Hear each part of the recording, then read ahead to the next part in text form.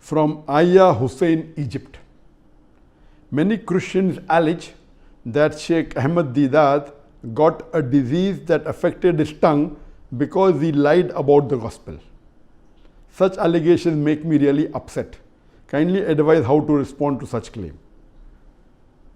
To tell you that Shaikh Deedat, it is wrong to say disease affecting the tongue. Shaikh Deedat, may Allah grant him Jannah, Rahimullah, may Allah have mercy on him. He had a stroke in 1996 and he was paralyzed from below the face downwards. He was paralyzed, he could not move. To say that Allah gave this as a punishment because he spoke against the gospel or he lied against the gospel is not true. And as I mentioned in my earlier answer, that any calamity or any disease, it may either be a punishment or it may be a test. How do you realize that whether any calamity is a test or a punishment? If the person is on the straight path, then that calamity is a test. And Allah wants to test that servant of his, that if I increase the calamity, will the person yet have faith in me or not? And if the person, even after a calamity befalls him or her, yet the faith is strong, then Allah subhanahu wa ta'ala gives a higher reward and Allah will grant him a higher status in Jannah. So Allah tests his servant. That's the reason our beloved Prophet ﷺ said, the maximum difficulties amongst the human beings are put on the Anbiyas, on the prophets, on the messengers of Allah, because they are the highest caliber. So compared to the other human beings, all the Anbiyas, and Allah subhanahu wa ta'ala sent 124,000 prophets on the face of the earth. All these prophets were tested much more than a normal human being. That means they will get a much higher status in Jannah than the other human beings. If it's a punishment, then it is for those people who have committed a sin. So if a person has sinned and has gone against the commandment of Allah subhanahu wa ta'ala, that calamity is a punishment.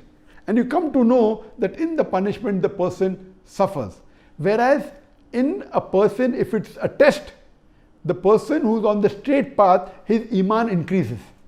And as far as Shaikh Deedat is concerned, alhamdulillah, I knew him very closely. I was one of the first few people that when he got the stroke, I had just performed my Hajj and I flew from Saudi Arabia straight to South Africa, and alhamdulillah, I personally met him.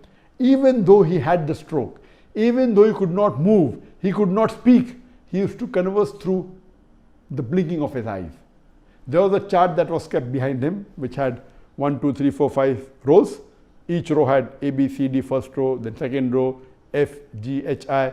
And this way, if you have to converse, which was 1, 2, so he used to blink. That means he wants to choose a letter from second row. Then from second row we start F, G, H, I. So I. So he blinks an I. So then I. So in this way, he could convey his message by spelling it out. And once you get used to it, you can do it very fast. So he used to converse even by the blinking of his eyes. And I know that even on bed, when he could not move, when he could not speak, he had did dawah. There were Christians who came to meet him, there were Christian missionaries who came to meet him, non-Muslims, and through dawah he was even able to revert some of the non-Muslims, alhamdulillah. He wrote long messages and he even encouraged me, and he even dictated a message on the plaque. The best award that I've got from anyone, the best plaque, is the plaque given by Shaikh Ahmed Deedat to me in the year 2000, in which he dictated the message that, son, what you have done in 4 years had taken me 40 years to accomplish, alhamdulillah. So this he dictated with his eyes, even though he could not speak. And that plaque really, mashallah, gave a lot of encouragement to me. And if there is a person who is responsible, who is a catalyst for me to change from a doctor of a body to a doctor of a soul, it is Shaikh Ahmed Deedat. And inshallah, even he will get all the thawab that whatever little bit I've done in the field of dawah, may he get the sawab without reducing my sawab. So alhamdulillah, Shaikh Ahmed Deedat was for 9.5 years on the bed. He could not move, but yet you could see his passion. You could see his striving for dawah.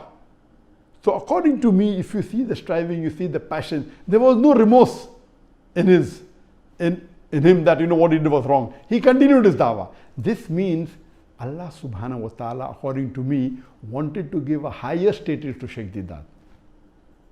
He got the stroke in 1996 at age when he was 78 years old, and he was in bed for 9 years. Allah tested him, and I believe Shaikh Deedat, alhamdulillah, passed the test with flying colors, and inshallah Allah will reward him a higher status. And that reminds me that many people tell me, oh, Dr. Zakir, because he's doing dawah, he's been harassed and he's been attacked by the enemies. Believe me, I did hijrah. I left my home country, my home city, that's Bombay, left India and came to Malaysia. And believe me, Allah subhanahu wa ta'ala supported me immensely. If I have to think, I can point out 10,000 difficulties. But if I have to contemplate on the mercy of Allah, I can think of millions of things that Allah has blessed me. So depending upon whether you're an optimist or a pessimist, and believe me, I'm very happy. Whatever difficulties that came, they were nothing compared to the blessing that Allah has given me, to the ni'mah that Allah has given me. I'm continuing my dawah. I'm not stopping my dawah. So people are saying, oh, see, Zakir got a punishment and the Indian government went against him. It's not a punishment. It is makru makaralo. Makru makaro wallahu khairul makirin. They, the unbelievers, they plotted and planned. Allah to plan. Allah is the best of planner.